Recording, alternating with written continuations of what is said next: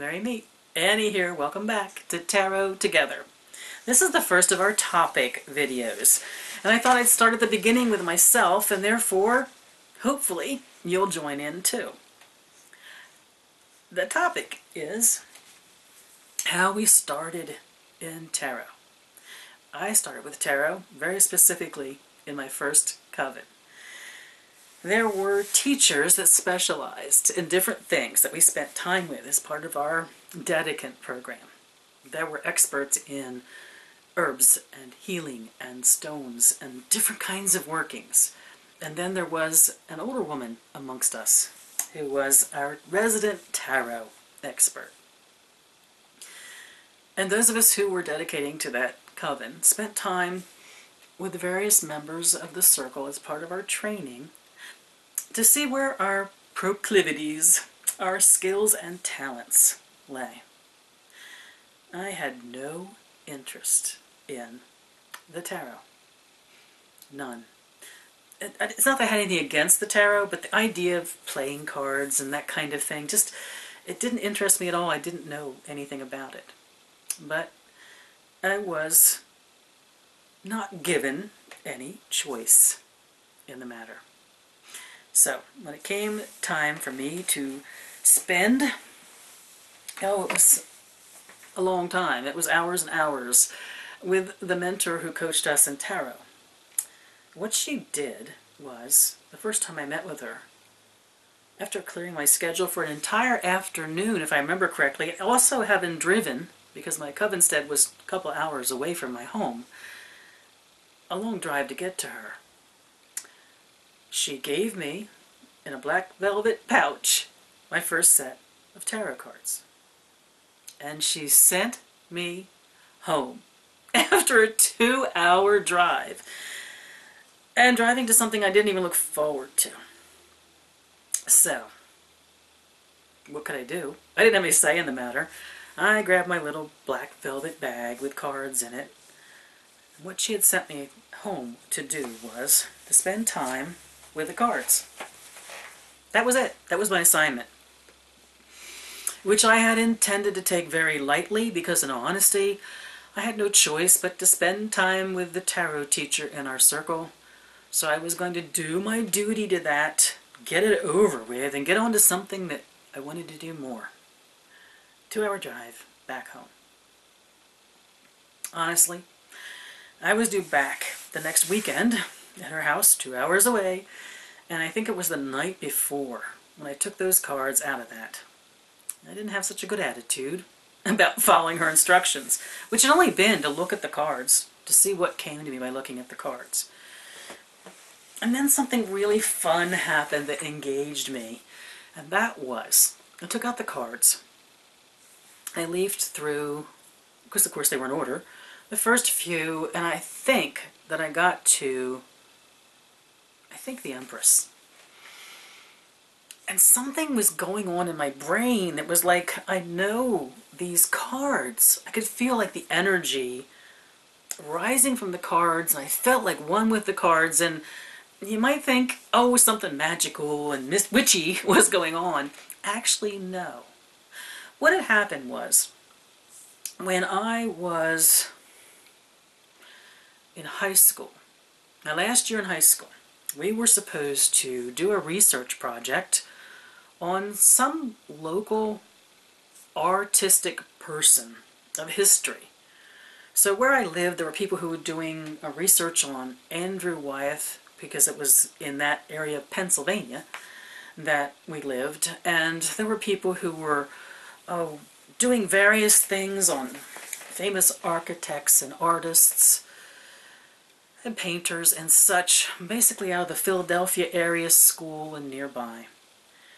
And I'd always been fascinated with black and white photography.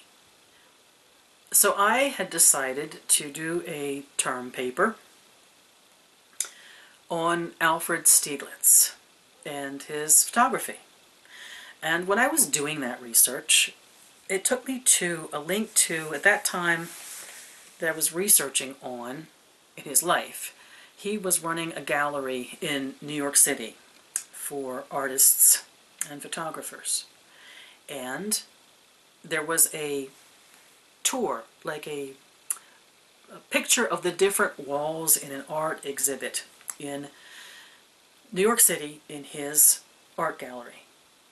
And there was a painting there that it became a painting that kept surfacing in my dreams, and like a constant energetic presence. It just drew me in.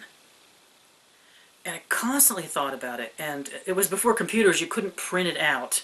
I eventually found a book in the bookstore that was the book that was created for that particular exhibition, and I was able to take the page out of that book. It was a big deal because the book was expensive and I was a kid with no money, and I framed it, and this picture was just amazing, and just there was a mystical connection with me and this picture, this painting.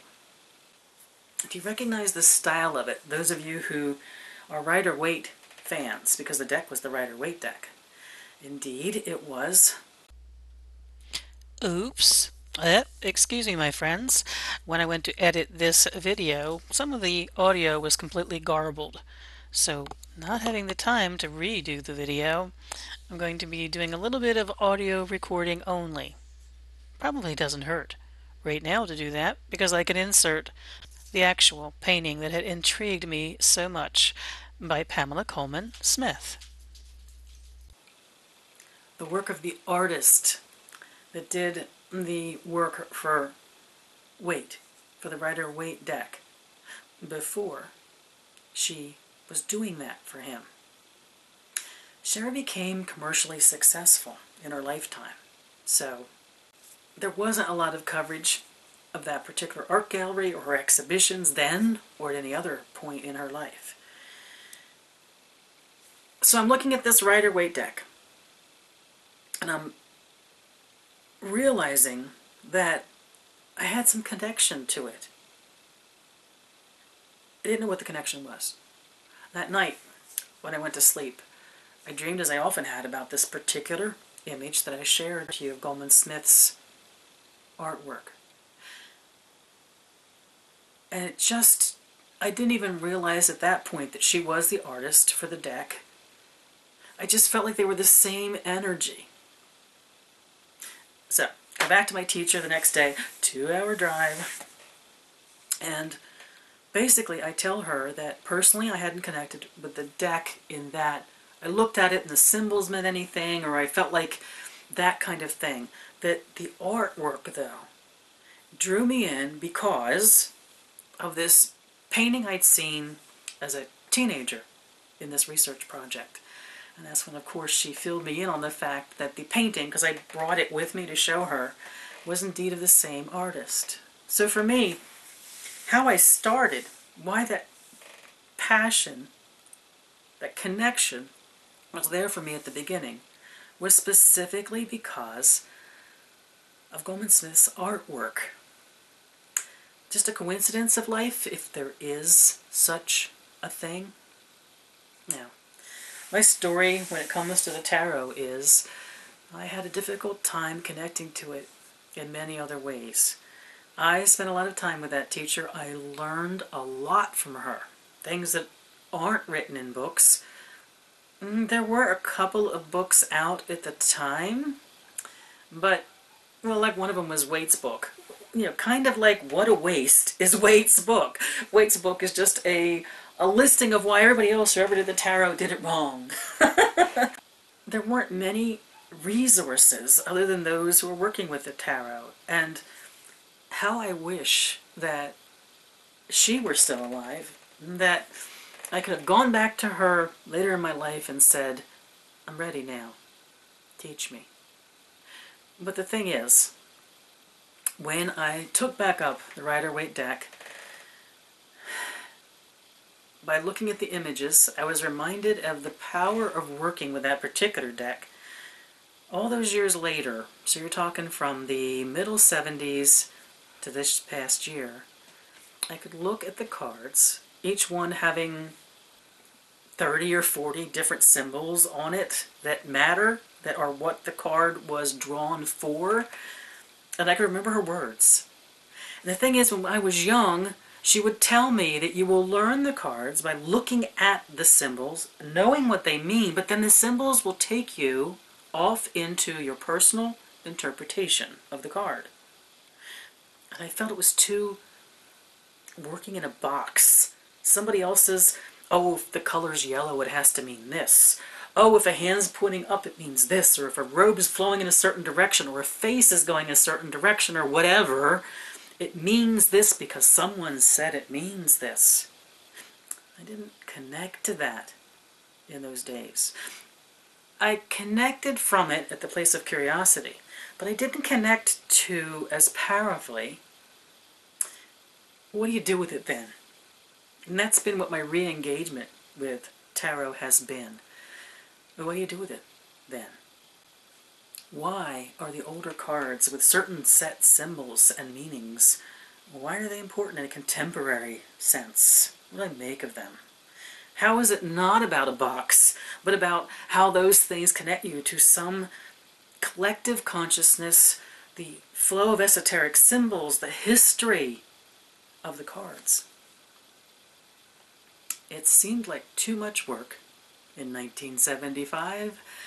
I think because I was more intrigued with stones and herbs, runes, than I was with those pieces of paper held in my hands. That is how I started, specifically with the Rider-Waite, which this series will focus on, and honoring Mary, who tried her darndest to teach me everything she knew. I don't think she thought she had succeeded at the time, but then, all these years later, I picked up the Fool, held it in front of me, and I could look at that, here I go, I could look at that Fool. Every line and every color and every symbol on that card, and I could remember what she told me. That's one of the keys of working with the tarot. Whether you're working with the Rider-Waite, or whether the cards you like in the deck you prefer to use, when you look at them, what comes back to you each time from that card? What's the tattoo in your brain? I remember how hard she tried to teach me and coach me about all the symbols on the card, and me thinking, what a waste of time. And then I'm 60 years old, and I pick up the Fool, and I look at it, and because of the power of the art on the card, I remembered every word she had ever told me about the Fool. And that is how I became passionately re-engaged with the tarot. How did you start? What was your introduction? How did you feel about it? Did you feel overwhelmed? Did you feel a freedom? Did you feel connection to something? Or did the whole darn thing just puzzle you? That's the topic for this session in Tarot Together. I hope you'll discuss in the comments, and as always, we are actively discussing this on our Facebook page. The links are provided for you at the end of the video and below. Merry part, my friends.